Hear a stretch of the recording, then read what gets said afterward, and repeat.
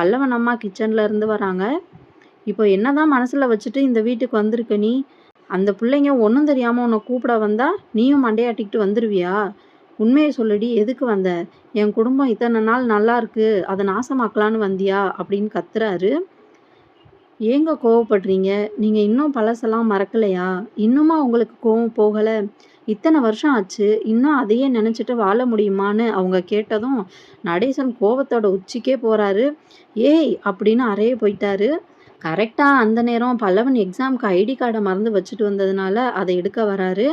கரெக்ட்டா அப்போ நடேசன், "உன்ன பொலி போட்டுருவேன்டி! எதடி மறக்க சொல்ற? நீ கொலகாரிங்கிறதையா? இல்ல உன்னால நான் ஜெயிலுக்கு போனேங்கிறதையா? எதடி மறக்க சொல்ற?" அப்படின்னு கத்துறாரு.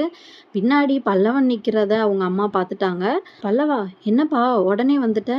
ஏதாச்சும் மறந்து வச்சுட்டு போயிட்டியா?" அப்படின்னு கேக்குறாங்க. பல்லவன் அத காதுலே வாங்கல. "இப்ப என்ன சொன்னீங்க?